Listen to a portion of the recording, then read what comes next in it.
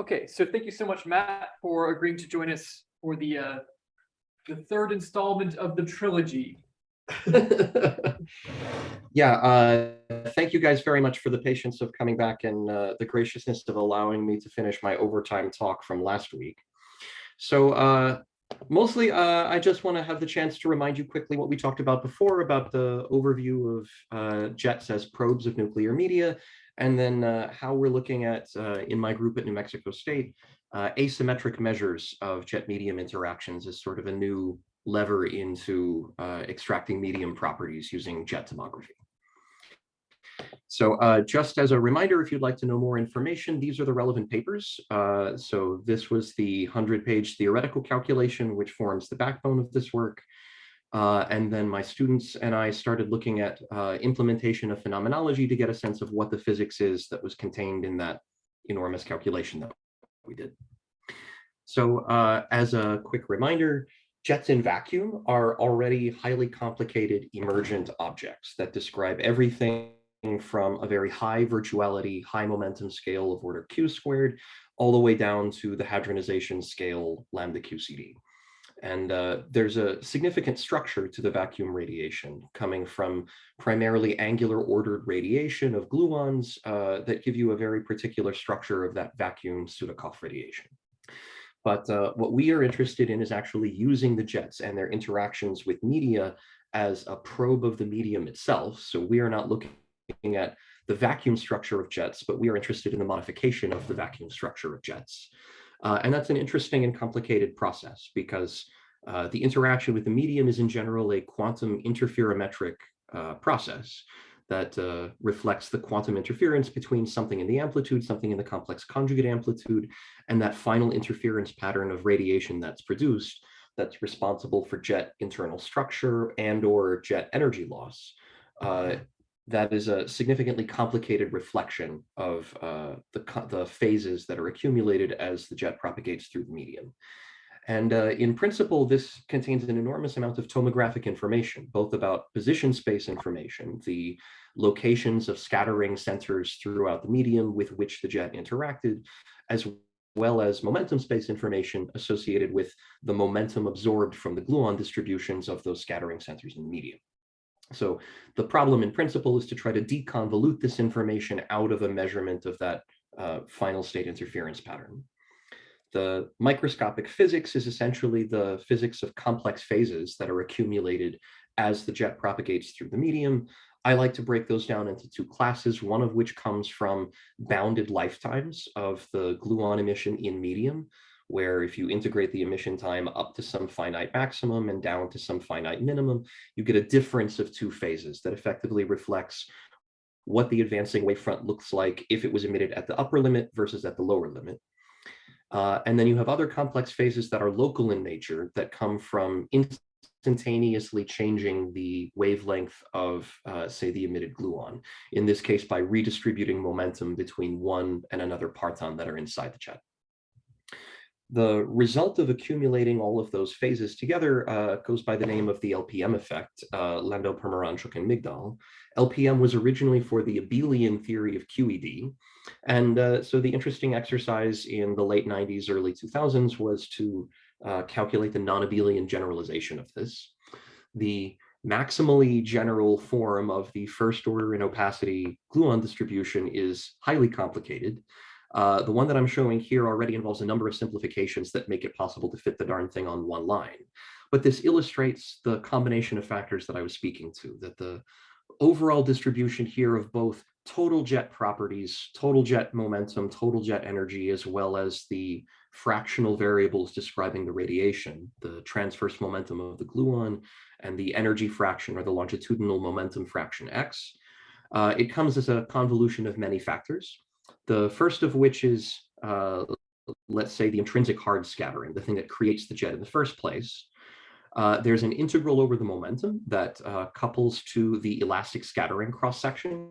That's basically the square of the potential of the jet interacting with the medium. So this is the part which is, let's say, model dependent and that knows about what kind of medium you're interacting with. This factor here, which contains interesting directional information, is literally just the sum of various wave functions that describe the emission probability. So this is built out of the vacuum-like DGLAP kernels, the Altarelli-Parisi kernels that describe the vacuum splitting probabilities. And then there's all of the position space information coming from the density of sources.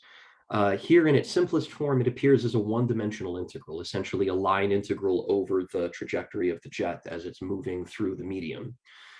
This already involves some interesting simplifications, such as ignoring transverse position dependence. That effectively amounts to an expansion that ignores gradients, and that's something that can be systematically corrected. That's part of what we were working on in that long paper in the beginning. The single most important part of this expression is this last factor, the quantum interference phase, which is this 1 minus cosine. This transverse momentum divided by 2xe is essentially a formation time associated with the advancing wave. And you see that you pick up more or less of that phase oscillation depending on the competition between that formation time and the actual distance z between scattering centers.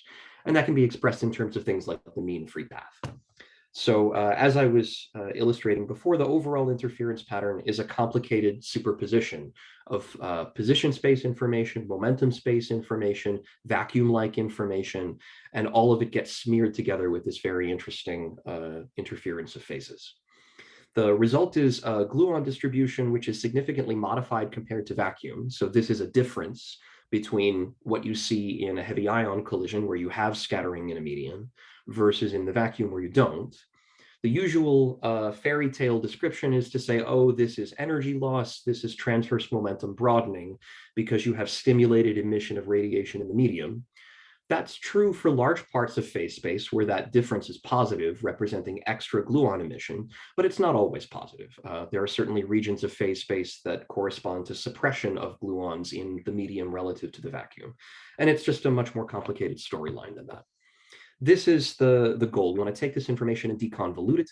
In principle, this formalism is applicable to any kind of medium. It doesn't really matter whether you're doing hot QCD or cold QCD. The difference is entirely encoded in what is the scattering cross-section in the medium and what is the density distribution of the content of that medium.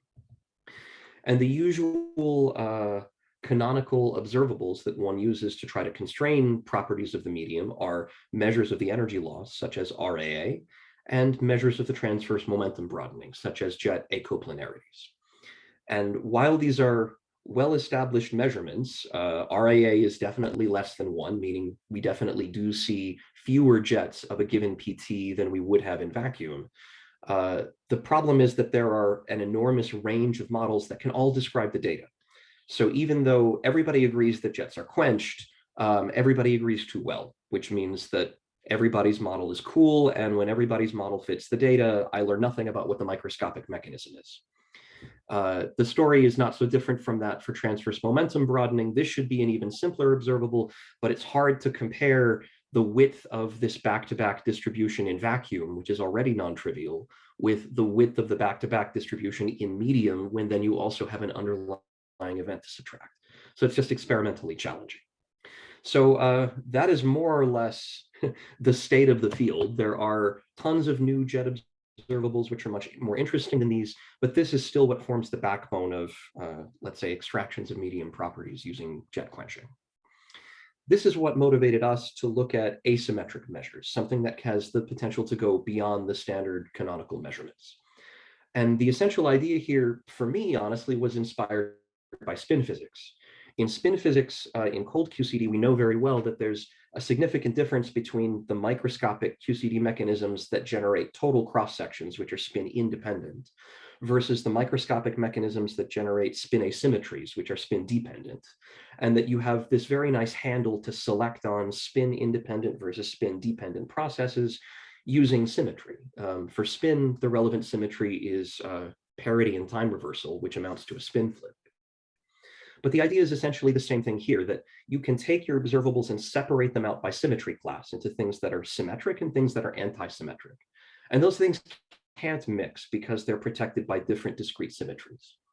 So with that in mind, there should be a significant difference between what I can learn about the medium if I look at a symmetric measure of something like jet transverse momentum broadening, where I really look at this distribution and try and fit the width, versus if I try to look at something which is signed or vector valued, something that has a net preference for left versus right. That net left versus right measurement is anti-symmetric, whereas simple measures of the broadening are symmetric. And so that means that if I can construct an observable which is sensitive to odd quantities, essentially parity odd quantities, then those should be protected from any of the mechanisms that contribute to even mechanisms like broadening. So the essential idea here is that while the vacuum structure of jets is highly complicated, it has no preferred direction. So anything that goes into my vacuum structure, all that background, as well as many backgrounds from the medium itself, they're all symmetric. They don't care about a preferred direction. And so if I use that symmetry lever to select on only mechanisms that are anti-symmetric, I automatically cut out all of the vacuum structure because it has no preferred direction and much of the background coming from the medium. So the hope is that looking at anti-symmetric mediums may provide a cleaner, anti-symmetric mechanisms may provide a cleaner reflection of the physics of the medium, as opposed to having something which is highly entangled with the vacuum. And one can look at these anti-symmetric measures both in terms of broadening, or the transverse momentum distribution of the jet altogether. That would look like this transverse momentum deflection. This is what I'm referring to as jet drift, and that's the main subject of the rest of this talk. You can also ask the same question about the medium-induced radiation. That probability can also become asymmetric. So you can end up with a biased probability for the gluons to be emitted parallel versus anti-parallel to the flow.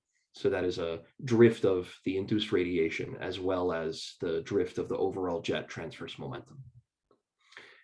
So versions of this idea have been around for a long time. The first that I'm aware of is this so-called hot wind paper, where they had essentially this physical idea of saying, if my jet in vacuum has some typical width, my jet in a brick of a static plasma medium or other nuclear medium is broadened, but symmetrically so, then in a flowing medium or something that has some preferred direction to it, I should skew that distribution. And in this 2004 PRL by Armesto Salgado and Wiedemann, they essentially took the static result, which has this Joule-Lacey-Wang potential, mu squared over pi, q squared plus mu squared squared, and they just by hand applied a shift. They said, I know that this thing should be asymmetric, it shouldn't be centered around 0, so let me take it and just shift it by some transverse momentum q naught. And certainly doing that does produce asymmetries of the type that they expected to see. But this is not the result of a calculation. This is essentially a model where they incorporate the effect of the moving medium by hand. I would say that this incorporates a lot of the correct physical intuition, but it's significantly different in details from the results of our calculation, where we actually perform a sub-iconal calculation to capture the power suppressed corrections that are sensitive to that motion. And the answer is not quite the same as just a simple shift of the transverse momentum of the potential. Much more recently, there's been an interesting body of work by Xinyan Wang and his group. They've been looking at similar asymmetric measurements. For them, the interesting preferred direction comes from gradients, whereas the preferred direction that I'm talking about now comes from the velocity. I think qualitatively, these types of corrections will be very similar to each other. They're both asymmetries generated by preferred directions in the medium, and to a very large extent, the direction of a gradient in the medium is also going to be the same as the direction of the expanding velocity. But these things may have different systematics as a function of temperature, centrality, collision energy, things like that. So I regard these two ideas as very close to each other, and probably they're going to have very similar phenomenology. But I myself have not looked yet into the gradient part of the calculation.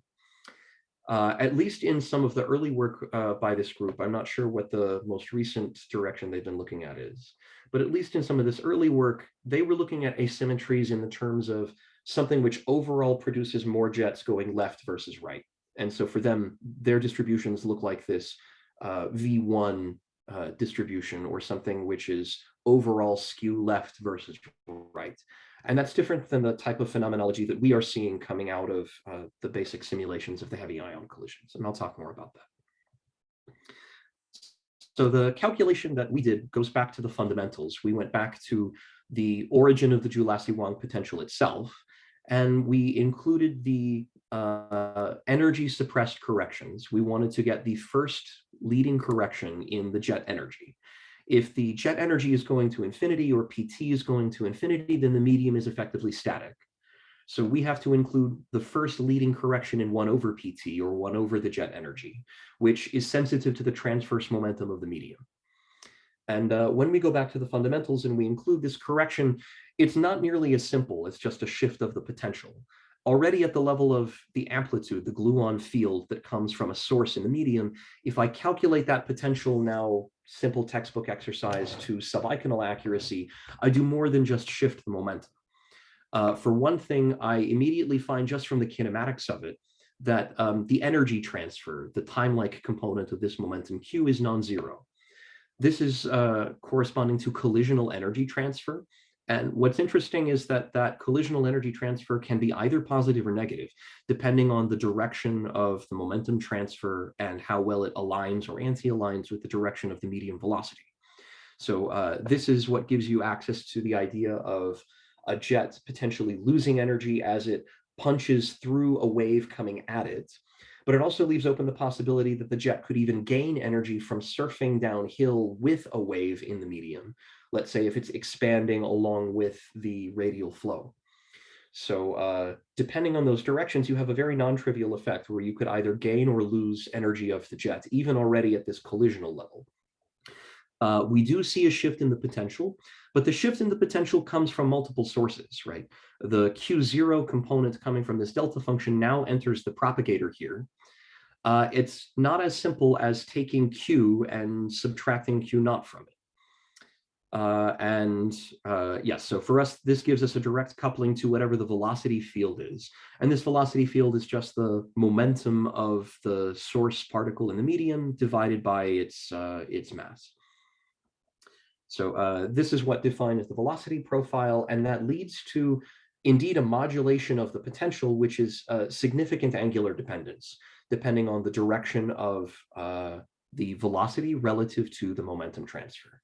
So depending on that, if the direction is perpendicular, so the angle is pi over 2, then you see sort of the unmodified Joule-Lasuet-Wang potential. And as illustrated here for the ultra-relativistic case where the medium is moving at the speed of light, as you change the angle relative to the flow, you completely modulate the potential in a very different way. These are the essential microscopic changes that happen already at the amplitude level. And the rest of that long calculation just goes into propagating those shifts forward. We find that at the level of the amplitude squared, the overall distribution, that we get these asymmetric shifts. The asymmetric shifts are proportional to the medium velocity u. And then there's a correction factor, which we called gamma. And the contents of that correction factor gamma just come from the 3 features that I pointed out before. There's the shift of the potential, which is similar but significantly different to the shift that comes from that hot winds model. We have the shift of the energy of the jet, which could be an upshift or a downshift relative to what you would have had without the interaction with the medium. And then you have explicitly something that is sensitive to the transverse momentum of the jet. This is the correction to the vertex on the jet side, whereas this is effectively the correction to the vertex on the medium side. So these are the ingredients that go in. You see that they do indeed produce an asymmetric skewness. If I plot the overall distribution, then that skewness is reflected in a very small change in the tail of the distribution. Something that says overall my center is still almost on top of 0, but if you look very closely, there's a small shift to the right that we'd like to extract. What's nice about that is that that shift, since it's asymmetric, is robust to averaging. So one thing that I can do is I can take a distribution like this and ask, what is the mean, or what is the skewness, or what is the value of any odd moment or any vector valued moment of that distribution. And then anything which is symmetric is automatically 0. Essentially, the 1 gets averaged out to 0, and then I get something which is only generated by this correction. That's the statement that there's no mixing with that symmetric background. So if this is sort of the general formula, if I take my simplifying assumptions for particular model of the potential, leading order energy distribution of the jets, a jet which is initially a delta function going in a known direction, then I get this explicit expression for the transverse momentum distribution. And then I can calculate simple moments of that, which get rid of the one. And this is my simplest possible expression of how the jets are deflected in the medium on average. So this would reflect, let's say, if I can hold the event geometry fixed and look at an ensemble of jets moving in that geometry, this would reflect the net direction of a jet initially going, let's say, at this angle, and the preferred direction of how that jet gets kicked around by the medium. So this moment, the average here is something you could literally do experimentally if you have access to an event plane detector, where you have the ability experimentally to fix the orientation and centrality of the reaction plane. If you don't, you can still get access to it, but you can't just average over the jet ensemble so simply. You have to average over the jet relative to another quantity like the direction of the photon and the direction of the reaction plane as measured by, say, V2 in the soft sector. So there's various ways to get access to it, but the simplest one to think about is to imagine that you have a reaction plane detector and you're just looking at net moments of jets with some initial direction. So with that in mind, this is where I started working on the project with my students, and we wanted to understand what is the physical content of this expression? What are we actually learning about the medium? And so the first thing that we did was we went back to the tried and true brick, although for us, the brick is not static anymore. The brick is actually more of a flowing slab of laminar plasma. So that amounts to saying, I want to look at this line integral. You could call that variable you're integrating over dt or dz. Doesn't really matter since the jet is moving at the speed of light anyway. And I want to look at this line integral, just assuming that everything is constant. Let me take the mean free path to be constant, the velocity properties of the medium to be constant, and the temperature to be constant. In that case, if everything is constant, and then I look at that driving factor, the thing that controls the sign of this vector quantity is the sign of this velocity-dependent factor, the transverse momentum that is transverse to the thrust axis, the direction of the jet. Also with something that knows about the parallel component of the velocity. This is essentially the gamma factor to leading order, this 1/1 minus u parallel. If I look at that factor in this constant flowing slab geometry, then I find that that angular distribution carries a tremendous amount of information, tomographic information about the medium itself. So if I look at, let's say, this black curve, the alpha here is the angle. It tells you the direction of the flow velocity compared to the coordinate axes. So in this case, if alpha equals 0, then that means that the fluid is flowing to the right along the positive x-axis. And what you see here is that if I look at that directional factor that determines the direction of the jet drift, the flow is going exactly along the x-axis. If the jet is initially coming out in the fourth quadrant, so it's initially coming out down here, then the directional kick that the jet picks up from the medium is always positive. And that directional kick is pushing the jet back towards 0, back towards the direction of the fluid flow. In contrast, if the jet is initially going in the first quadrant, something with a positive angle, now the kick is strongly negative. That is again pushing the jet back towards the x-axis, which is the direction of the flow. So the essential features of this curve are you have a peak when you are, let's say, you have a positive peak when you are below, that is clockwise to the direction of the flow. You have a significant negative trough or a negative peak when your jet is counterclockwise to it, and you have a zero crossing. That zero crossing happens exactly when the direction of the jet is in the direction of the fluid flow, so that that perpendicular component goes to 0, and in that very special case, there's no preferred direction at all. So the essential features are a peak, a zero crossing, and a trough, and all of the structure of that carries quantitative information about the fluid flow itself. So for instance, the simplest thing that you can see is that the location of the zero crossing is a direct reflection of the direction of the flow. So as I vary around that alpha, the direction of the fluid flow, the zero crossing moves around. If I could measure experimentally something like this moment, or I could measure experimentally this factor, just a measurement of that zero crossing location would tell me what the direction of the fluid flow in the medium was. And moreover, other features of the graph would tell me what the magnitude of the velocity was. I can measure things like the distance between the peak and the trough, or the distance between the peak and the zero crossing, or the height of the peaks, or the slope approaching the peaks. All of these different features reflect the magnitude of the velocity. So for instance, the easiest one to look at would be the peak to trough distance, and that peak to trough distance is exactly twice the inverse cosine of the velocity in units of c. So this was very encouraging to us. It said, in principle, if I had beautiful experimental access to this kind of idealized limit, I would have perfect tomographic information about the velocity, so much so that I could completely reconstruct the velocity of the medium by a measurement of the jet itself. That is, of course, extremely idealized. So the next step was to look at something in a more realistic geometry. Before I say that, another nice feature that we looked at in the simple constant slab case was to ask how the jet trajectory bends as a function of time.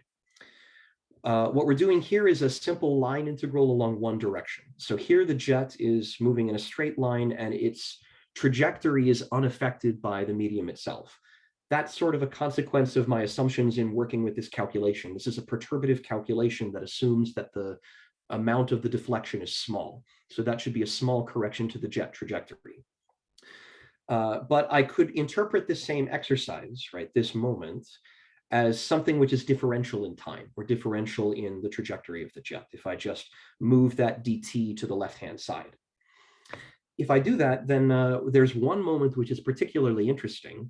I can take the average transverse momentum itself, and that average transverse momentum is directly related to the average angular deflection of the jet. Working within a small angle approximation, which is sort of the basis for the calculation in the first place, I can take that moment and divide it by the energy, and that should give me the average angle. This is the explicit expression for the constant slab. And if I don't do the line integral, but I do look at that average angle and I move the dt to the left-hand side, then I get essentially a differential equation that tells me on average how the jet trajectory should be bending as a function of time. And this is something that we can calculate at each step in the process. So this differential equation is the one which is being solved here on the left. And it has very nice, still there? Yeah. Okay. It has very nice attractor features that reflect the long-term effect of the jet drift. So what we see by eye over here is that no matter what your initial angular position of the jet is, no matter which direction the jet's initially going, if it has an infinite amount of time to move through a medium that's all going in exactly the same direction, the jet always bends as a function of time and eventually converges to point in the same direction as the medium flow itself. So my interpretation of this peak zero crossing trough structure is attractor physics, that no matter which direction the jet is going, the effect is the flow drags the jet behind it and pulls it in the direction of the velocity. Given enough time, that will always reorient the jet. And again, the nature of that time dependence also contains detailed tomographic information that knows about the magnitude and the direction of the jet. So you can look at the time dependence of this attractor physics. You could look at the time dependence at early times where you see something that is exponentially growing away from this, let's say, the repulsor sector where it doesn't want to be back to the flow. Or you could look at it at late times where it is exponentially converging onto that late time asymptotic behavior. You can look at those time constants. You can look at the ratio of those time constants. All of that, again, reflects tomographic information about the medium.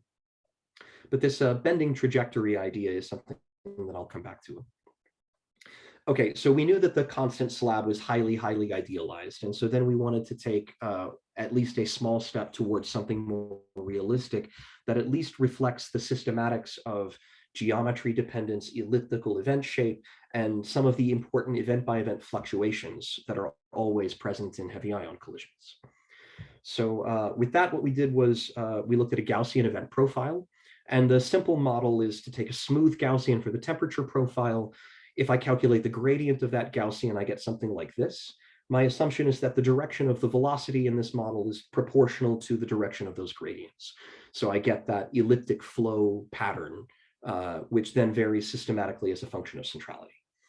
And then I can express my quantities, the densities, the Debye mass, things like that in terms of the temperature and the velocity. And then with input from the temperature and the velocity, I have the ability to calculate my line integral event by event.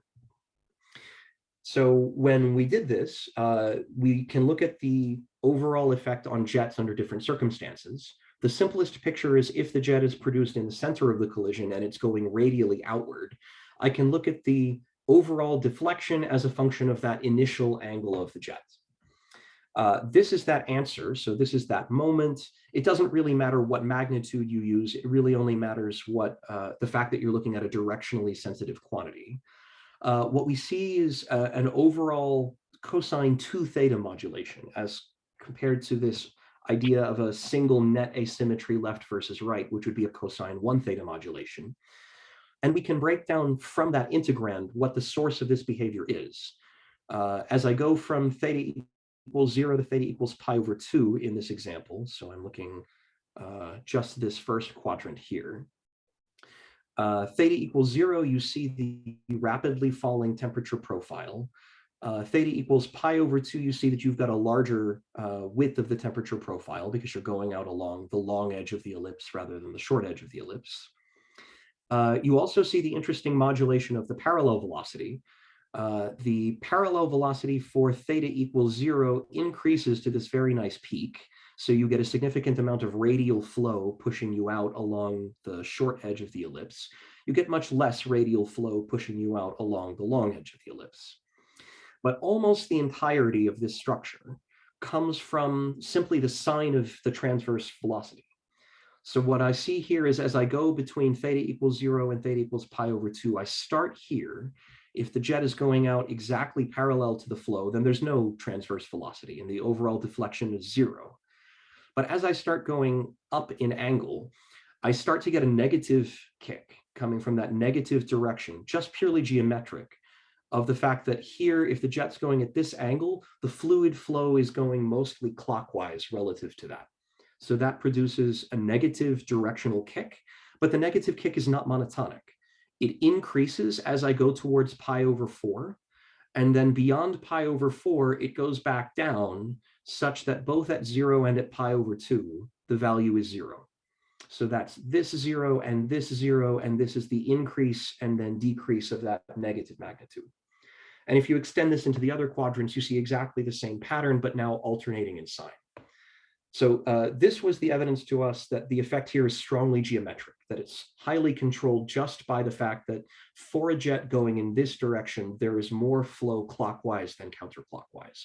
And that leads naturally for an elliptic event to a cosine 2 theta modulation, which is an elliptic flow of the jets themselves. That was the very simple picture for the jet produced in the center. If the jet is produced off center, then that distribution is highly modulated. So it's not so simple. You can dig into that if you like. You can look at, as I move the initial jet point out to the right, what happens. You see, for instance, that the attractor around theta equals pi, this back-to-back attractor, the left-going attractor, shrinks in magnitude and shrinks in angular width. So if I use, let's say, the peak locations as a measure of the basin of attraction for that theta equals pi attractor, I see that the amount of phase space that goes into that theta equals pi attractor shrinks as the jet moves to the right, whereas the basin of attraction for theta equals 0 grows. And so the picture is that in the center, I have this nice 4-quadrant picture, but as I move the production point around, I may skew the strength of different attractors relative to others. But nonetheless, if I take all of that, yes. Yeah, could you 15 go back minutes. to the slide, please? Yeah, Oh, sorry. So I just want to try to understand this. So if I take the, Sure. the blue dot and I'm moving the blue dot out to the edge, right? Yes. So I go from black to red to blue. If Yes. if the angle is opposite what I would expect, because I would have thought that because it's so far out to the right, if it goes out to the right, it's not going to have much, the hot wind, so to speak, won't have much Yes. to have an effect. Correct. But it seems like as I increase theta, I have almost no difference between the blue, the red, and the black on the figure. But if I go out Yes. to pi, then Yes. then there's the maximal modification is in the other direction. So I guess I don't have. Yeah, so you're right. There is a significant competition here between the role of the path length and the role of the velocity. The path length would tell you exactly as you say that I expect the sensitivity to the near side to go to 0 and the away side to be strongest. But the sensitivity to the velocity does the opposite. So depending on what those parameters are, there's definitely a non-trivial competition between the two. So you're saying that when I go out to the edge, the velocities are much larger? They're much more larger and they're much more systematic.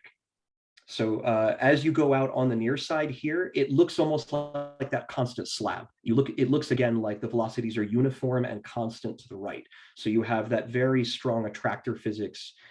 Yeah, it does go to 0 if you are all the way at the edge of a finite distribution. Here I have a Gaussian, so there is no hard edge. It never goes all the way to 0. There's always that continuous tail. And so I just instead see sort of the dilution of the effect on the away side coming from the loss of that preferred direction. Like you can see for a jet going out this way, it sees a very different range of velocities over its history. There's partial cancellation between the early times where it's trying to penetrate into the plasma versus late times where it is finally going consistent with the radial flow. So that's what leads to the cancellations on the away side from the velocity. That is in interesting competition with the path length. Does that answer the question, Will? I think so. I guess I still don't have good intuition because in addition to, I guess in some sense, a shorter path length, you're also going through colder material and your kicks Yes. are over GT. So as it gets colder, you should be being kicked less also. Yes, this is all true. All of these factors compete with each other. And one thing that we found, it was not obvious at the time, but one thing that we have found since is that this model is much too simplistic when it comes to the temperature dependence. This correctly captures the geometric structure of the event, but it does not capture the fact that my temperature normalization is highly correlated with centrality, and so that I should have a much cooler event when I have a more peripheral, more elliptical shape like this. So that's something that we see in different systematics when we look at the hydro backgrounds rather than the simple toy model. Can I just look at this for just a moment more? So in fact, if I read this correctly, when you go to the edge, you actually get an even larger mean PT kick. But I guess that's as you go to pi/2, and then everything is pushing you to the right. Okay, so I think. Yes, exactly. So you get a much stronger bias if you go at 0 plus epsilon versus 0 minus epsilon than if you look at pi plus epsilon and pi minus epsilon. Okay, super, thank you. Sure. Right, so this was the overall picture that came out of it. And it's quite remarkable that even when I turn on all possible sources of event-by-event fluctuations I can think of, I allow impact parameter to fluctuate, so I have different size and ellipticity of the event.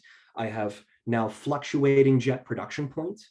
We saw how significantly that modulates the structure. So now if I add a binary collision sampling where my jet can be produced anywhere, but it's more likely to be produced in the middle, all of those things contribute to a massive smearing of the distribution.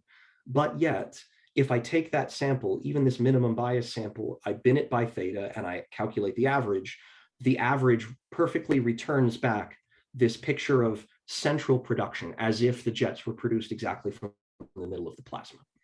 So somehow all of those event fluctuations get averaged and I go back to this cosine 2 theta modulation. Was there a question? Yeah. I mean, into this, there must be a preference of where you produce more jets, right?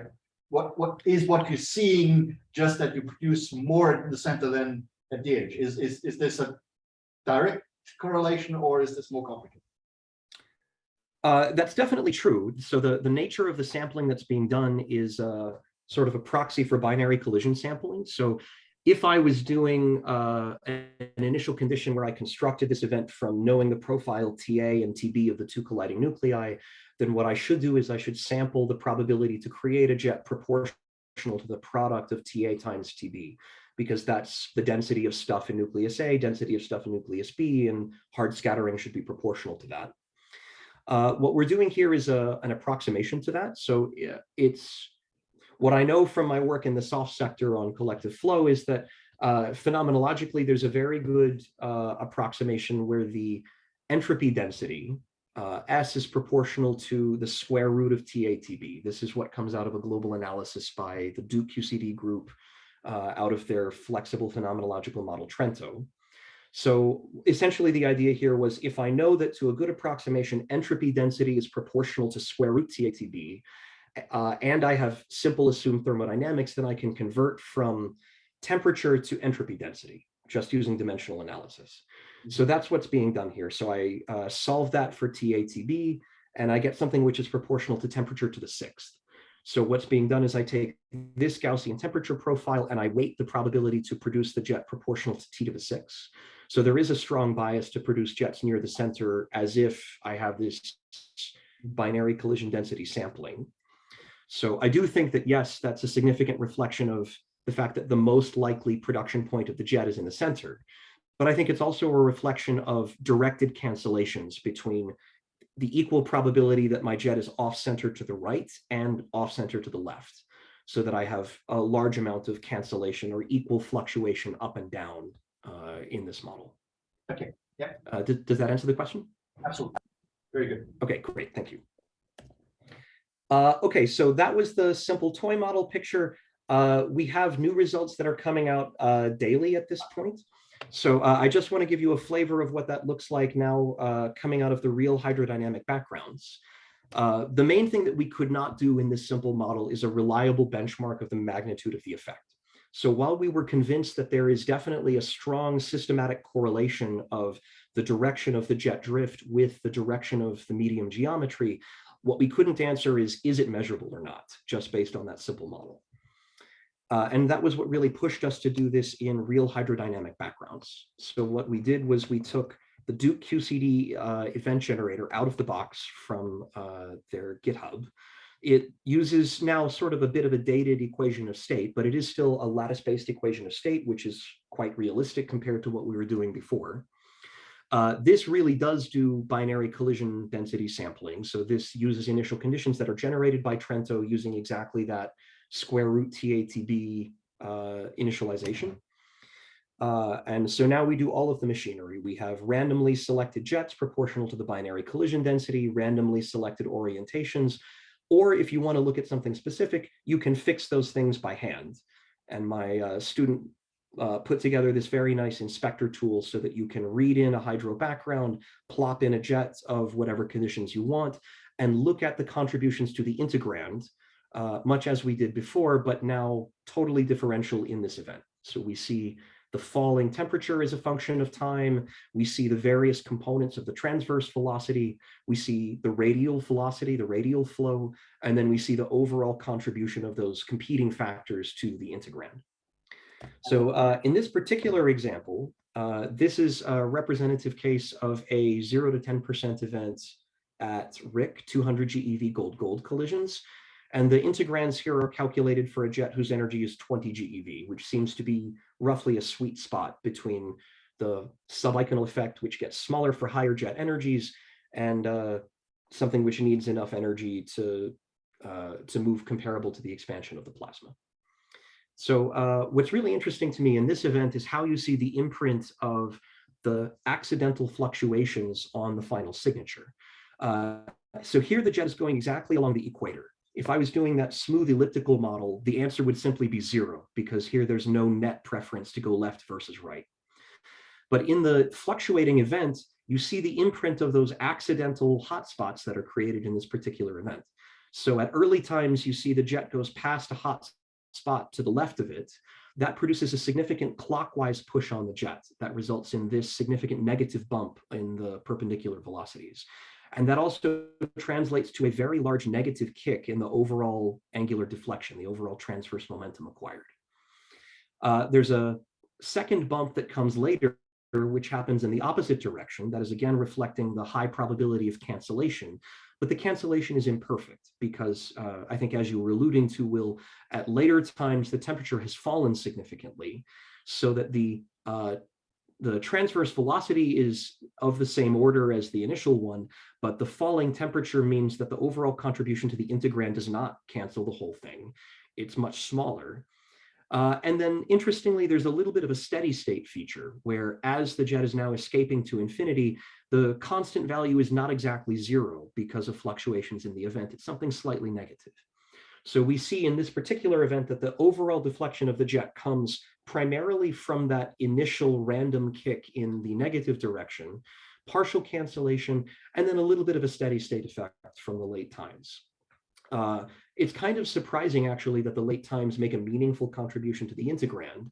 That comes, I believe, from the steady state value of the transverse velocity together with the strongly growing parallel velocity. So you have this interesting competition where the growing radial flow as a function of time can at least in part offset the falling temperature as a function of time to give you something significant at late times.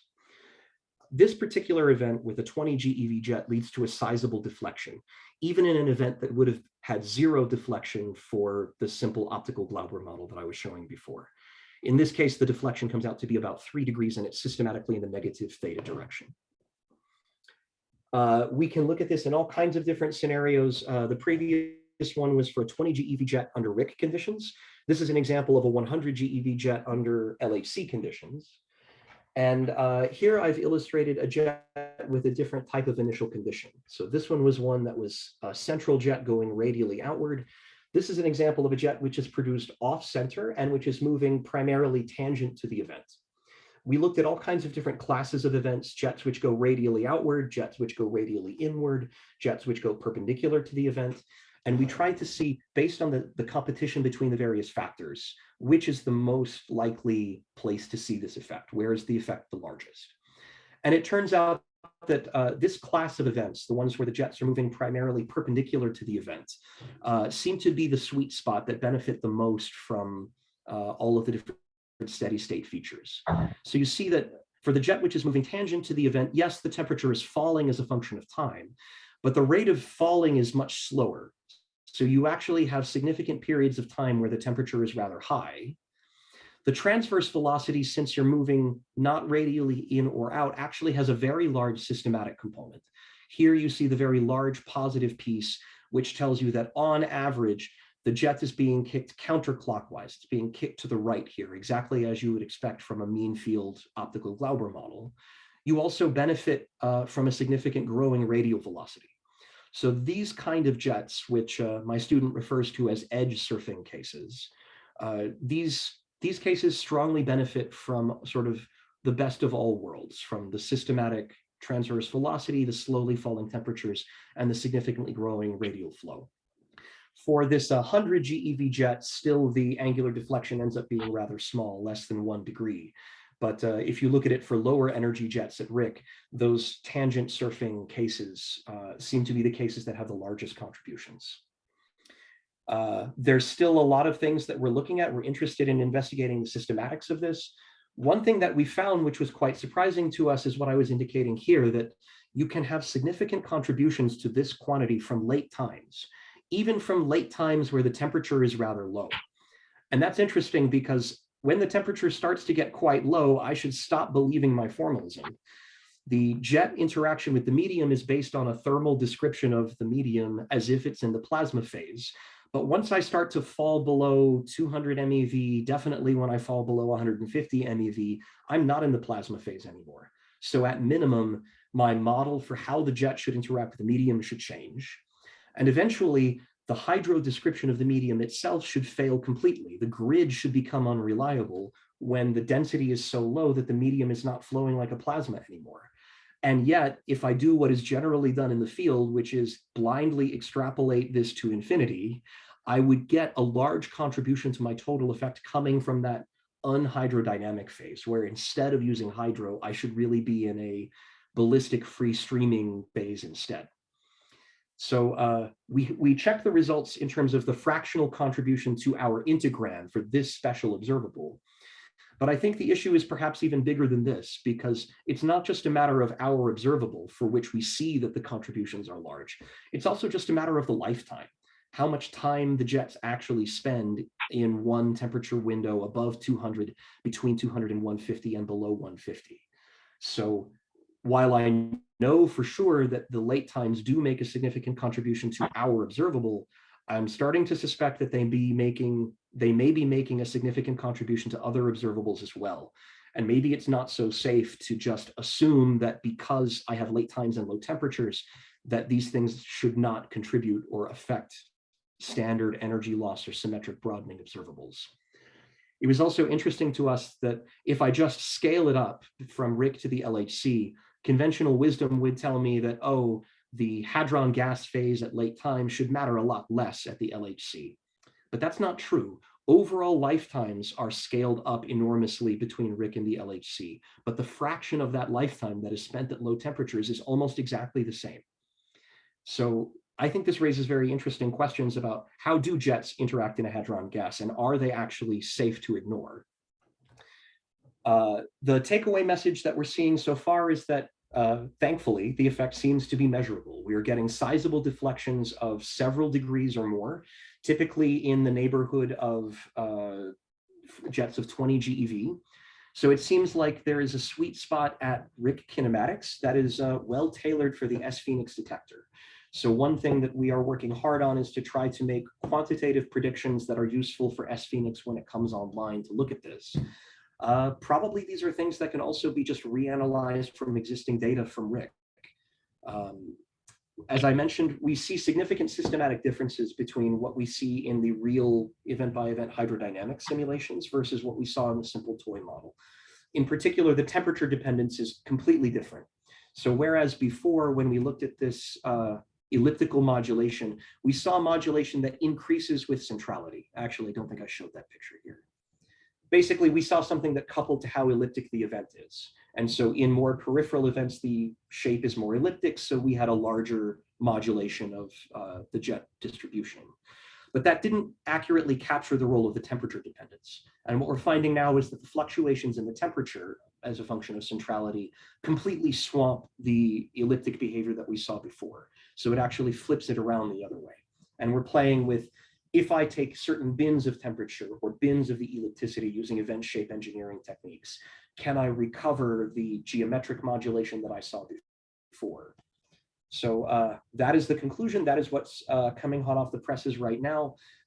We got some very nice feedback from Will that I greatly appreciate to go try and relate this to V2 of PT for PT in the neighborhood of 15 to 20 GeV jets, that this mechanism can be a very natural explanation for enhanced elliptic flow of jets, which is a long-standing puzzle in the field. And then as far as the future, right now there's still many limitations to this calculation. I would say the most important limitation is that the theory itself that we're basing this on is not a theory of reconstructed jets yet. This is a theory of parton energy loss, where I'm just talking about a single quark and a single gluon. That can give me sort of ballpark physics, but that's not going to be nearly good enough for quantitative predictions for sPHENIX. So one thing that we absolutely need to do is incorporate some of those systematics, incorporate the fact that my initial photon, if that's my trigger, is not exactly back-to-back from the jet, using reconstructed jets that have finite jet cone size and finite jet vetoes. There's also a whole family of observables that we need to compare against to find which of these things are most sensitive to the effect. Thus far, we've been looking at gamma jet or Z-jet correlations where one of the probes is not affected by the medium. If I have both probes affected by the medium, then I have interesting modulation on both sides. I have interesting modulation on both sides, and that modulation, I'm not sure, may increase or decrease the correlation that we're looking for. And as far as next steps, theoretically, including the reconstructed jets is going to be very important. I also mentioned that the gradients should generate very similar systematics to this. So I think it's going to be important for us to incorporate those drift from gradients on exactly the same footing as what we've done here in this microscopic calculation. And we already have a good framework to do that. My collaborator, Andrei Sadafyev, who is instrumental in this velocity correction calculation, has been pushing forward with his own students on incorporating the gradients in the same way. For long-term prospects, we're thinking about how to make this most useful for the community, rather than reinventing the wheel with our own full-fledged modular transport code. Much better to use the existing framework within the community, which is Jetscape. So we're thinking about perhaps trying to write this as a module of our own for Jetscape that could then be integrated with whatever your favorite model for energy loss, assumptions of the medium, hydrodynamic background may be. So that's it. Thank you, everyone, for your enormous patience for letting me do this 3 weeks in a row. I'm happy to answer any questions. Thank you for the opportunity.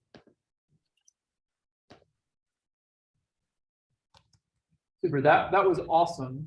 Let me make sure that my audio is working here. Sorry. Can you hear us? Can somebody say something? My headphones cut off on me right at the end. Yeah, we're Okay. speaking to you now. Okay, gotcha.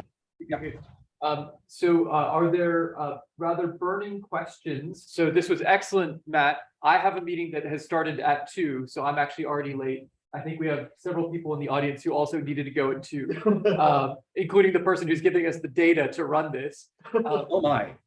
Okay, well, I'm very sorry again. Thank you for your patience. No. But is there maybe one burning? I have several questions I will ask you offline.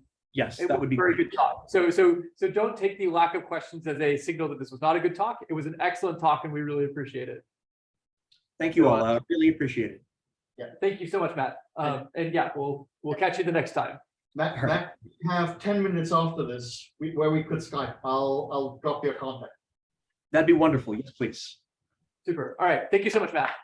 All right. Thanks, guys. Bye. Okay.